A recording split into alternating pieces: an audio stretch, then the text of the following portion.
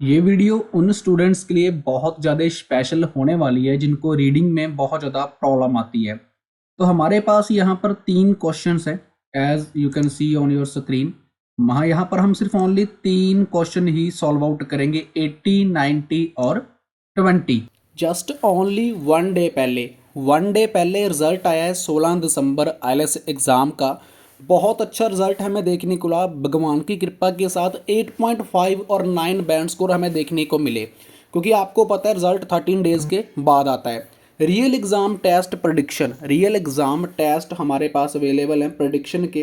किसी भी स्टूडेंट को चाहिए आप हमें व्हाट्सएप के ऊपर मैसेज कर सकते हो। अगर आप सोच रहे हो प्रेडिक्शन लेने का फ़ायदा है या नहीं है, फ़ायदा आपकी स्क्रीन के ऊपर आपको दिख रहा है। ये भी वो स्टूडेंट हैं, ये भी आपकी तरह ही आईएलटीएस कर रहे हैं। ये भी कोई अच्छे घर से है, कोई अच्छी फैमिली से है, कोई बुरी फैमिली से कह सकते हैं, क्योंकि मिडिल क्लास फैमिली एक नॉर्मल फैमिली होती है। बट फिर भी इन्होंने हमारे से लिसनिंग, रीडिंग, राइटिंग और स्पीकिंग को बाय किया। पहले बड़े बड़े इंस्टीट्यूट में लगे थे, बड़ी बड़ी फीसें दी, कर्जा उठाकर दी, किसी से पैसे उधार पकड़ कर दी, बट बैंड स्कोर नहीं आए। हमारे पास जस्ट इन्होंने गाइडेंस ली, बेस्ट एग्ज़ाम डेट ली, बेस्ट प्रिडिक्शन प्लस पीडीएफ ली और रिजल्ट आपकी स्क्रीन के ऊपर है। बिकॉज जिनके 4.5 आते थे उनके 6.5 बैंड स्कोर आना स्टार्ट हो गए, वो भी उनके रियल एग्ज़ाम टेस्ट में। सो आपके पास एक गोल्डन अपॉर्चुनिटी है, घर पे बैठकर आप अपना आईएलटीएस कर सकते हो, 100% बैंड स्कोर ले सकते हो। Don't forget to subscribe and like this video, drop me message on my WhatsApp for a prediction. बात करेंगे इन तीनों क्वेश्चन की, देखेंगे उसमें आंसर कौन सा ट्रू है, कौन सा फॉल्स है और कौन सा नॉट गिवन है। सबसे बड़ी चीज़ है कि रीडिंग में बहुत स्टूडेंट्स को प्रॉब्लम आती है, बट मैं आपको बहुत अच्छे तरीके के साथ समझाऊंगा कि आपका डिज़ायर बैंड स्कोर आ जाए। और इस चीज़ का सिखाने का मैं आपसे कोई भी पैसा नहीं ले रहा। इसी खुशी की बात में आप चैनल को जरूर एक बार सब्सक्राइब एंड वीडियो को लाइक कर दें।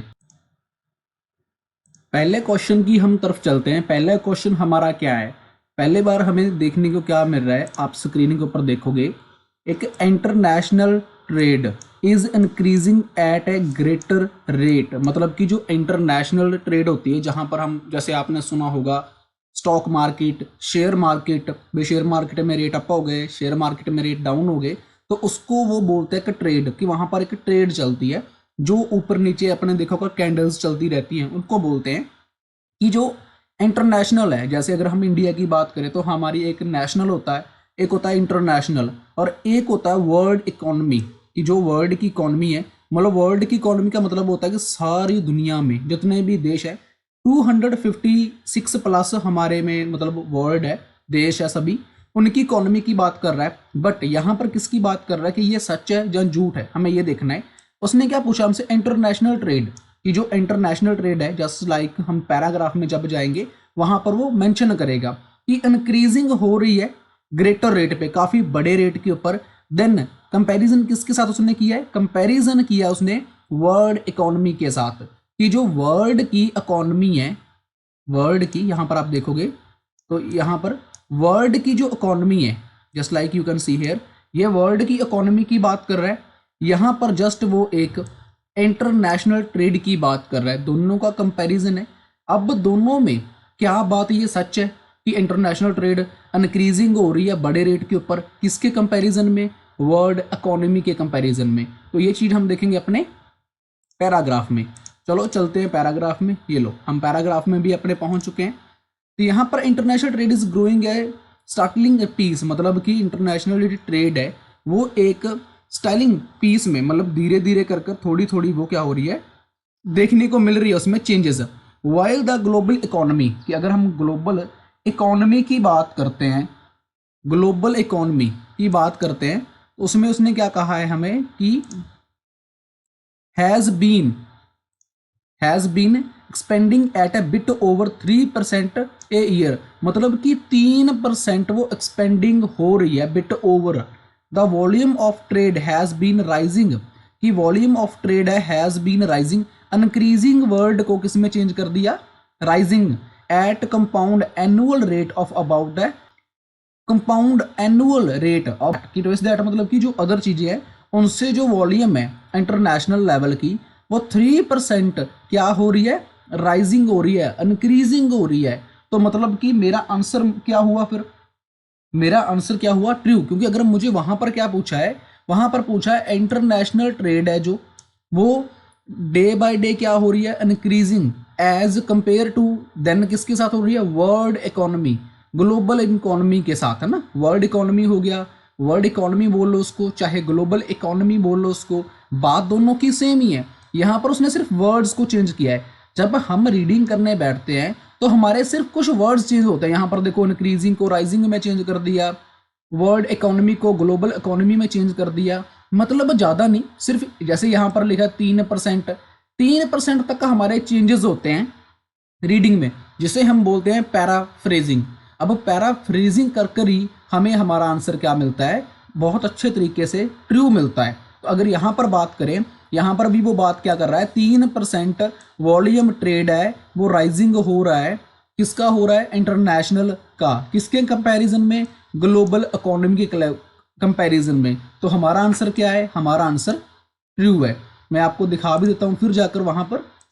तो यहाँ पर देखिए, इंटरनेशनल ट्रेड इंक्रीजिंग को किस में चेंज कर दिया, राइजिंग में, वर्ल्ड इकोनॉमी को किस में चेंज कर दिया, ग्लोबल इकोनॉमी में। तो किसके कंपैरिजन में ट्रेड ज़्यादा हो रही है, इंटरनेशनल की। तो हमारा आंसर यहाँ से क्या देखने को मिलेगा, हमें हमारा आंसर है वो यहाँ पर हमें ट्रू देखने को मिलेगा, क्योंकि हमारा आंसर ट्रू है। हमें ईजिली इस चीज़ को फाइंड कर लिया है। मेरा मकसद सिर्फ आपको समझाना है कि इस वे में, इस तरीके के साथ हमें हमारे आंसर मिल जाते हैं। इस वे में हम अपने आंसर्स को फाइंड कर सकते हैं, क्योंकि वो चीज़ तभी हम फाइंड कर पाएंगे जब हम उसके ऊपर काम करेंगे।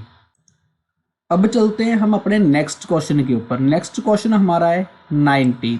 अब 19 में क्या कर रहा है, कि चीप लेबर, एक चीप लेबर की बात कर रहा है। अब चीप का वर्ड का मतलब तो आपको पता ही है कि जो बहुत नीचे लेवल के होते हैं ना, नीचे लेवल की जो लेबर है, गारंटीज, मतलब उस गारंटी कह रहा है कि अफेक्ट ट्रेड कंडीशंस, जो ट्रेड की कंडीशंस हैं उसके ऊपर क्या करती है, वो चीज़ एक अफेक्ट करती है। कौन करती है अफेक्ट, एक चीप लेबर। अब क्या चीप लेबर, अब छोटे पंजाबी में, हिंदी में इसको समझें, क्या चीप लेबर गारंटी है कि इफेक्ट करती है ट्रेड कंडीशंस के ऊपर, जो मतलब कि ट्रेड की कंडीशंस होती हैं, क्या उसके ऊपर गारंटी है कि चीप लेबर है जो वो अफेक्ट करती है। चलो इसको देखते हैं हम अपने पैराग्राफ में कि सीरियसली वो चीज़ है ऐसी या फिर नहीं है।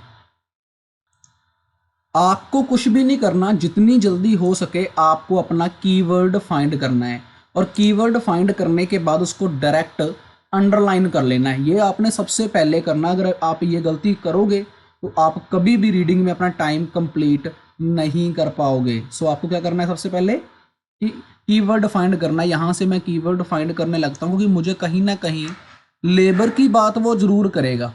यहाँ पर हम देखें तो रिपीटली फिलिंग कॉस्ट होता था ग्लोबली, और जहाँ पर मुझे मेरा कीवर्ड मिलेगा उसकी एक लाइन फर्स्टली और एक सेकेंडली मुझे जरूर रीड करनी है। Place the real word how the full cheap labour. ये देखो, ये मिल गया। मैं इसको ब्लू लाइन में कवर करता हूँ। यहाँ पर लिख दिया मैंने, देखो ब्लू लाइन से कवर कर दिया चीप लेबर। उसने क्या लिखा है, चीप लेबर मे मेक, कि मुझे लगता है Chinese clothing competitive in America, कि जो चाइनीज की क्लोथिंग है, और क्या कह रहा है, Chinese clothing competitive in America, मतलब कि उसकी भी कोई योग्यता है अमेरिका में। हमें वहां पर कीवर्ड मिलेगा। देखो यहाँ पर हमें सबसे बड़ा कीवर्ड क्या मिला, बट। अगर आप ये इस लाइन को रीड करोगे जो मैंने अंडरलाइन करी है, ब्लू प्लस अमेरिका तक, अगर आप इस लाइन को अंडरलाइन करोगे तो आपको आपका जो आंसर है ना वो ट्रू लगेगा। यहाँ पर मैं आपको बताता हूँ क्यों लगेगा, ठीक है। उसने स्पष्ट बात करी है कि चाइनीज क्लोथिंग में जो अमेरिका की है वो कंपेटिटिव है, मतलब कि उसकी योग्यता है उस चीज में। बट आगे उसने हमें क्या वर्ड दिया, कॉमा लगाकर आगे उसने साफ साफ हमें क्या बोल दिया, रुको। इसका मतलब क्या है, रुको। बट उसने हमें बट लगा दिया। बट क्या होता है, ये एक खतरे की निशानी है। बट क्या है, एक खतरे की निशानी है। अब हमारा जो आंसर है वो ऑपोजिट जाएगा, मतलब कि इसके उल्ट जाएगा। अब हमारा आंसर पहले हमें ट्रू लगा था क्योंकि उसने कीवर्ड हमें दे दिया, अब कीवर्ड क्या दिया, if delay the shipment lie up working capital and cause winter course. उसने क्या कहा कि अगर शिपमेंट जब होती है हम उस चीज़ को झूठ बोलते हैं और शिपमेंट हमारी लेट हो जाती है, मतलब कि शिप हमने करा है वो लेट पहुंचा, and cause winter course to, यहाँ पर टू है, टू राइव इन स्प्रिंग, कि बसंत में, मैं आपको अच्छे से समझाने की कोशिश करता हूँ।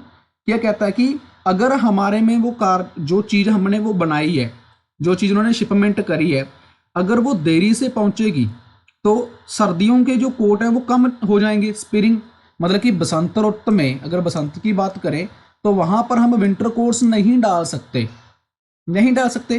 ट्रेड में लॉस इट्स एडवांटेजेस, कि अगर हम इसको गवा कहते हैं, इस व्यापार के फायदे को गवा सकते हैं, मतलब इसको मतलब कि लॉस में जा सकते हैं। यहाँ पर उसने स्पेशल बोल दिया ट्रेड में लॉस इट्स एडवांटेज, मतलब भी कहीं पर भी उसने ये बात नहीं करी कि एक लेबर की वजह से हमारा जो वो चीज़ है खराब होती है, कि लेबर की वजह से ट्रेड की जो कंडीशंस हैं वो खराब होती हैं, वहाँ पर कोई बात नहीं करी।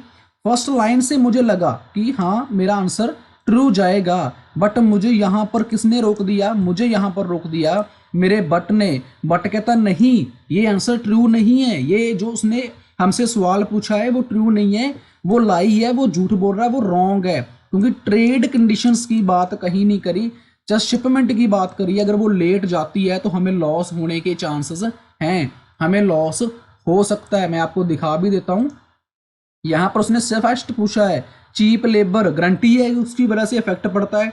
यहाँ पर देखिए इफेक्ट की बात कहीं पर भी नहीं हुई, ट्रेड कंडीशन की बात थोड़ी बहुत ही हमें उसमें शिपमेंट को लेकर हुई है, बट चीप लेबर की वजह से इफेक्ट पड़ता है ट्रेड कंडीशन, इसकी बात कहीं नहीं हुई। तो हमारा जो आंसर है वो क्लियर कट मुझे पता चलता है वो फॉल्स है।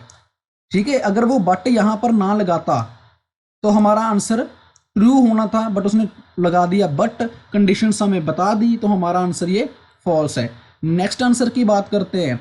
20 आंसर आपने फाइंड करना है, और 20 आंसर आपने फाइंड करके मुझे कमेंट में बताना है कि आपका जो 20 आंसर है ये क्या है, मतलब कि ये ट्रू है, फॉल्स है, नॉट गिवन है। और 20 आंसर जो आपको मिलेगा इन दोनों पैराग्राफ में से ही मिलेगा, मैं आपको इतना जरूर बता देता हूँ। ठीक है, आपने फाइंड करना है 20 आंसर और मुझे कमेंट में बताना है कि वो है। ये वाले नहीं करने आपने, 21 नहीं करना क्योंकि इन पैराग्राफ में से नहीं है, ना ही आपने 22 करना है, आपने करना है 21 और बताना है कि ये ट्रू है, फॉल्स है या फिर नॉट गिवन है। वीडियोस देखने के लिए thank you so much and like and subscribe जरूर करें।